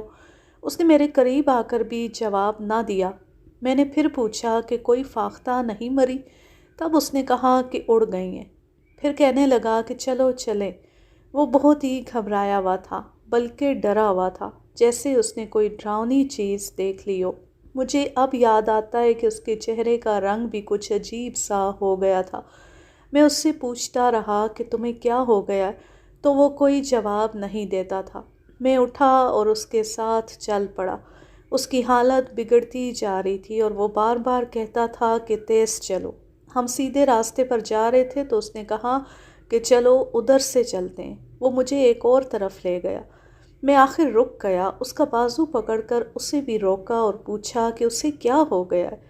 شبیر کا اتنا ہی بیان سن کر مجھے یقین ہو گیا کہ ملک رحمت کا قاتل اشفاق ہے۔ وہ اپنے دوست کو تو نہیں بتا سکتا تھا کہ وہ کیا کر آیا ہے، لیکن اس کا دوست اس کے پیچھے پڑ گیا کہ اسے کیا ہو گیا ہے۔ یار تم کیوں پریشان ہوتے ہو؟ وہ جگہ آج سے بھی معلوم ہوتی ہے۔ میں نے ایک فاختہ کو ایک شاخ پر بیٹھے دیکھ کر شست میں لیا تو فاختہ اڑی نہیں بلکہ وہیں غائب ہو گئی۔ وہ پھر مجھے اسی جگہ نظر آئی۔ میں نے کارتوس چلا دیا۔ جہاں فاختہ بیٹھی ہوئی تھی وہاں مجھے ایک ڈراؤنی سی شکل نظر آئی جس کے دانت باہر نکلے ہوئے تھے۔ پھر اس طرح ہوا کہ میرے سینے پر کسی نے ہاتھ رکھ کر پیچھے دھکا دیا۔ میں سمجھ گیا کہ یہاں جنات کا ڈیرا ہے۔ میں وہاں سے بھاگ آیا۔ میرے سینے میں جو ہاتھ پڑا تھا وہ ایسے لگتا ہے جیسے ابھی تک میرے سینے کو دبا رہا ہے۔ میرا دل سخت ڈرا ہوا اور گھبرایا ہوا ہے۔ قصبے میں واپس آنے تک اشفاق کی یہی حالت رہی۔ شبیر نے اس کو بتایا کہ وہ ایک آدمی کے پاس اسے لے جائے گا جو آج سے بھی اثر اتار دیتا ہے۔ یہ دونوں قصبے میں واپس آ گئے اور اپنے گھروں کو چلے گئے۔ اس سے 1.5-2 گھنٹے بعد سارے قصبے میں یہ خبر پھیل گئی کہ ملک رحمت اللہ کو کسی نے گولی مار دی ہے۔ کیا تمہیں اس وقت یہ شک نہیں ہوا تھا کہ اشفاق نے ملک رحمت کو گولی ماری ہوگی؟ نہیں، میرا اس طرف دھیان گیا ہی نہیں۔ اب آپ نے بات کی ہے تو میں آپ کو بتا رہا ہوں کہ وہاں کیا ہوا تھا۔ مجھے آج تک یاد ہے کہ میں جب شبیر کا بیان لے رہا تھا اس وقت رات کا 1 بج چکا تھا۔ میں نے 2 ہیڈ کانسٹیبلوں کو بلا کر کہا کہ اشفاق کو تھانے لے آئیں۔ یہ ایک ہیڈ کانسٹیبل کو ڈیوٹی دی، دوسرے کو کہا کہ وہ ملک رحمت کے دونوں بیٹوں اور مقصودہ کو لے آئے۔ میں بہت ہی تھک گیا تھا۔ میں کانسٹیبلوں کی بیرک میں جا کر لیٹ گیا اور لیٹتے ہی آنکھ لگ گئی۔ میں نے کانسٹیبلوں کو کہہ دیا تھا کہ دونوں ہیڈ کانسٹیبل واپس آئیں تو مجھے جگا لیں۔ مجھے جب جگایا گیا تو پتہ لگا کہ میں 1 گھنٹہ سویا ہوں۔ میں نے کہا کہ اشفاق کو میرے دفتر بھیج دیں۔ میں نے اسے دیکھا تو اس پر رحم آ گیا۔ صحیح معنوں میں جوان مرد اور خوب روح مرد تھا۔ اشفاق بھائی، میں نے اسے کرسی پر بٹھا کر اس کی پیٹھ تھپکی۔ ڈرنا اور گھبرانا نہیں۔ یہاں وہ جنات نہیں آ سکتے جنہوں نے تمہیں وہاں دھکا دیا تھا۔ میں تمہارے ساتھ بالکل سیدھی بات کرنا چاہتا ہوں اور ایک سودا بھی کروں گا۔ سچ بولو اور اس کا صلہ مجھ سے لے لو۔ میں نے اس وقت تمہیں جگایا ہے تو تم سمجھ لو کہ شہادت اکٹھی کر کے اور اپنی پوری تسلی کر کے تمہیں بلایا ہے۔ مجھے یہ بتا دو کہ تمہارا چلایا ہوا کارتوس اتفاق سے ملک رحمت اللہ کو لگا تھا یا تم نے انتقام لیا ہے؟ کہہ دو کہ تم نے ملک رحمت کو دیکھا ہی نہیں تھا اور تمہاری نظر فاختہ پر تھی۔ وہ تمہیں اس وقت نظر آیا جب وہ گر پڑا تھا۔ وہ آنکھیں پھاڑ پھاڑ کر میرے منہ کی طرف دیکھنے لگا۔ اس کی حالت چہرے سے جو نظر آ رہی تھی وہ بہت بری تھی۔ بولو اشفاق، میں نے اس کے گال پر ہلکی سی تھپکی دے کر پیار سے کہا، اس وقت تک مجھے اپنا دوست نہیں اپنا بڑا بھائی سمجھو۔ یہ تھوڑا سا وقت ہے، یہ گزر گیا تو بہت پچھتاؤ گے۔ تمہارے واسطے اس جال سے نکلنے کا کوئی ذریعہ اور کوئی راستہ نہیں۔ یہ جوان آدمی تھا تو بہت دلیر، لیکن انسان کا قتل دلیری ختم کر دیتا ہے۔ اس نے جذبات میں آ کر ایک انسان کو قتل کر دیا تھا، لیکن اس کے بعد اس کی جو حالت ہوئی وہ آپ شبیر کی زبانی پڑھ چکے ہیں، اور اب وہ گہری نیند سے اٹھ کر آیا تھا اور میں نے اچانک اس کے سامنے اس کا جرم رکھ دیا تھا۔ یہ ایک نفسیاتی جال ہوتا ہے جس سے نکلنا ناممکن ہو جاتا ہے۔ اشفاق کی خاموشی بتا رہی تھی کہ قاتل یہی ہے۔ میں نے اپنا پیار اور شفقت والا رویہ برقرار رکھا، جس کے نتیجے میں وہ بول پڑا، مجھے ایک بات بتائیں، اگر میں یہ کہوں کہ میرے چلائے ہوئے کارتوس کے چھرے اتفاقیہ طور پر ملک رحمت کو لگ گئے تھے تو کیا ہوگا؟ جو ہوگا وہ مجھ پر چھوڑ دو، میں تم سے وعدہ کرتا ہوں کہ تمہیں بچانے کی پوری کوشش کروں گا۔ اس نے گہرا اور لمبا سانس لیا اور کہنے لگا، میں نے خود اس کو گولی ماری ہے۔ کیا تم یہ ارادہ لے کر گئے تھے کہ ملک رحمت وہاں کھڑا ہوگا اور تم اس کو گولی مارو گے؟ نہیں، اس شخص کو قتل کرنے کا ارادہ تو ہر وقت میرے دل میں رہتا تھا، لیکن کوئی طریقہ سمجھ میں نہیں آتا تھا۔ مجھے یہ بھی معلوم نہیں تھا کہ یہ بدکار انسان اس وقت وہاں موجود ہے۔ ہم پرندے مارتے رہے، شبیر تھک کر لیٹ گیا۔ مجھے فاختہ کا ایک جوڑا درخت پر بیٹھا نظر آیا۔ میں نے شبیر کی بندوق اٹھائی اور ان فاختاؤں کے پیچھے چلا گیا۔ وہاں جا کر دیکھا کہ آگے جگہ گہری ہے اور میں اس کے اونچے کنارے پر کھڑا ہوں۔ میں نے نیچے دیکھا، ملک رحمت میری طرف پیٹھ کر کے آہستہ آہستہ جا رہا تھا۔ فاصلہ کچھ بھی نہیں تھا، وہ نیچے تھا، میں اوپر تھا۔ نیچے والے درختوں کی شاخیں اوپر تک آئی ہوئی تھیں۔ اچانک میرے سینے میں آگ بھڑکی اور مجھے یاد آ گیا کہ اس شخص نے اس لڑکی کو اپنی زرخرید لونڈی بنا لیا ہے جسے میں چاہتا تھا اور جو مجھے پسند کرتی تھی۔ پھر اس شخص نے مجھے بہت بری طرح پٹوایا تھا اور میرے باپ کی بھی بے عزتی کی تھی۔ بس جناب، مجھ پر جیسے کوئی دورہ پڑ گیا۔ میں نے اس کے سر کے پیچھے نشانہ باندھا اور انگلی دبا دی۔ وہ رکا، پھر گر پڑا۔ کیا مقصودہ واقعی تمہیں چاہتی تھی؟ جی ہاں، لیکن یہ ملاقاتوں والی محبت نہیں تھی۔ میں اتنا جانتا تھا کہ اس کے دل میں میری چاہت ہے اور میرے دل میں اس کی جو محبت ہے وہ میں آپ کو بتا نہیں سکتا۔ اس سے تو یہ ظاہر ہوتا ہے کہ 2 سال پہلے تم مقصودہ کی مرضی سے اس کے گھر گئے تھے اور تمہاری توقع کے خلاف ملک رحمت کا بڑا بیٹا آ گیا۔ نہیں، میں خود گیا تھا۔ اب بتائیں آپ میرے ساتھ کیا سلوک کریں گے؟ میرا سلوک اچھا ہی ہوگا۔ تم مجسٹریٹ کے پاس صحیح اقبالی بیان دے دینا، بچنے کا راستہ میں بتاؤں گا۔ اقبالی بیان تو وہ دے ہی چکا تھا۔ مجسٹریٹ کو بیان دینے پر بھی وہ راضی، لیکن میرے واسطے مکمل شہادت کی فراہمی ضروری تھی۔ میں نے پہلا کام یہ کیا کہ تمام مشتبہ افراد کو چھٹی دے دی۔ تھانے میں مقصودہ اور ملک رحمت کے دونوں بیٹے اور شبیر رہ گئے۔ مقصودہ کا بیان لینا ضروری تھا۔ قتل کا باعث ثابت کرنے کے واسطے مقدمے میں یہ شامل کرنا ضروری تھا کہ اشفاق اور مقصودہ کی آپس میں محبت تھی۔ میں نے مقصودہ کو اندر بلایا اور اشفاق کو باہر لے جا کر حوالات میں بند کر دیا۔ مقصودہ، اشفاق نے ملک رحمت کے قتل کا اقبال کر لیا ہے۔ مقصودہ کی آنکھیں ٹھہر گئیں اور میرے چہرے پر جمی رہیں۔ دیکھتے ہی دیکھتے ان آنکھوں سے آنسو جاری ہو گئے۔ آپ اس کو کیا سزا دلائیں گے؟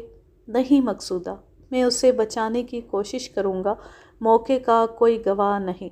اگر آپ نے اسے بچا لیا تو ساری عمر آپ کو دعائیں دیتی رہوں گی۔ میں بڑی دکھی عورت ہوں جناب۔ اشفاق نے جو کچھ کیا ہے میری خاطر کیا ہے۔ کیا تمہیں معلوم تھا کہ وہ ملک رحمت کو قتل کرے گا؟ ہاں، مجھے معلوم تھا، لیکن اب پچھتا رہی ہوں۔ اتنا کہہ کر وہ بلک بلک کر رونے لگی۔ تھانے دار صاحب، آپ نہیں جانتے میں کتنی دکھی ہوں۔ اس شخص نے جو روپے پیسے کے زور پر میرا خاوند بن گیا تھا، مجھے کس جہنم میں ڈالے رکھا ہے۔ نوکروں کی گھر میں کچھ عزت ہوتی ہے، میری وہ بھی نہیں تھی۔ مجھے قیمتی کپڑے اور زیورات صرف اس وجہ سے پہنائے رکھتا تھا کہ میں اس کو خوبصورت دلہن کی طرح نظر آتی رہوں۔ اسے میری بددعاؤں نے کتے کی موت مارا ہے، لیکن ظلم یہ ہوا ہے کہ میرا اپنا جگر سولی پر چڑھ گیا ہے۔ اس پر جذبات کا شدید غلبہ ہو گیا تھا، وہ اپنے آپ میں نہیں رہی تھی، روتی تھی اور اس کے منہ میں جو آتا تھا کہتی جا رہی تھی۔ یقین جانے کہ ایک بار تو میری آنکھوں میں بھی آنسو آ گئے، لیکن میں اس پر صرف زبانی کلامی رحم کر سکتا تھا۔ میں اشفاق کو سزا سے دیدہ دانستہ نہیں بچا سکتا تھا۔ مقصودہ، اشفاق نے ملک رحمت کو اس وجہ سے قتل کیا ہے کہ اس نے اشفاق کو بہت پٹوایا تھا اور اس کے باپ کی بھی بہت بے عزتی کی تھی۔ یہ اشفاق کی غلطی تھی کہ وہ تمہیں اکیلا دیکھ کر تمہارے گھر میں داخل ہو گیا تھا۔ کیا آپ کو اس نے یہ بتایا ہے؟ ہاں، اس نے یہی بیان دیا ہے کہ وہ زبردستی تمہارے گھر میں داخل ہوا تھا۔ وہ مکمل طور پر جذبات کے قابو میں تھی، اس وجہ سے اس کی زبان بے قابو ہو گئی تھی۔ اگر میں آپ کو راز کی ایک بات بتاؤں تو کیا آپ اشفاق کی کچھ مدد کریں گے؟ آپ دیکھیں کہ اس میں قربانی کا جذبہ کتنا زیادہ ہے۔ راز کی بات یہ ہے کہ اشفاق کو میں نے خود اپنے گھر بلایا تھا اور خود ہی پکڑوا دیا اور اس کی پٹائی کرا دی۔ یہ کیا ڈرامہ تھا؟ مجھے اشفاق اچھا لگتا تھا۔ یہ تو مجھے بعد میں پتہ لگا تھا کہ وہ مجھے اتنا زیادہ چاہتا ہے۔ میری شادی ملک رحمت کے ساتھ کر دی گئی تو اشفاق کے ساتھ ملاقات ہو گئی، تب مجھے پتہ لگا کہ اس کے دل میں میری کتنی زیادہ محبت ہے۔ مقصودہ کی یہ کہانی بہت لمبی ہے، میں اپنے لفظوں میں سنانا بہتر سمجھتا ہوں۔ ملک رحمت اللہ کی بیوی بن کر اس کے جذبات کچلے گئے اور ظلم یہ ہوا کہ ملک رحمت اللہ نے اس کے ساتھ بہت برا سلوک شروع کر دیا۔ اس کا اثر یہ ہوا کہ مقصودہ کے دل میں اشفاق کی محبت اور زیادہ گہری ہو گئی۔ وہ جب اپنے ماں باپ کے گھر جاتی تھی تو اشفاق سے ضرور ملتی تھی، لیکن ان کی محبت میں پاکیزگی تھی۔ 1 سال گزر گیا۔ ایک روز مقصودہ اپنے دروازے میں کھڑی تھی، اشفاق ادھر سے گزرا۔ اس نے اشفاق کو اندر آنے کا اشارہ کیا۔ اشفاق اندر چلا گیا۔ مقصودہ نے اسے بتایا کہ وہ گھر میں اکیلی ہے۔ وہ اشفاق کو خود اندر لے گئی۔ اس نے باہر والے دروازے کو اندر سے بند کر دیا۔ وہ اشفاق کو کمرے میں لے گئی اور پیار و محبت کی باتیں ہونے لگیں۔ یہ میں آپ کو سنا چکا ہوں کہ ملک رحمت اللہ کا بڑا بیٹا کس طرح اندر آ گیا تھا۔ مقصودہ پر ایسا خوف طاری ہوا کہ وہ کچھ سوچنے کے قابل نہ رہی۔ اس کو ایک خیال یہ آیا کہ ملک رحمت اس کو جان سے مار ڈالے گا۔ اس لیے مقصودہ نے شور مچا کر اپنے آپ کو بے گناہ اور اشفاق کو قصوروار ٹھہرایا۔ ساری شہادتیں اکٹھی کر کے اور گواہوں کے بیانات لے کر میں نے ایسا کیس بنایا کہ اشفاق پر دفعہ 304 لگی، یعنی یہ قتل عمد کا کیس نہیں تھا بلکہ اتفاقیہ طور پر قتل ہو جانے کا کیس تھا۔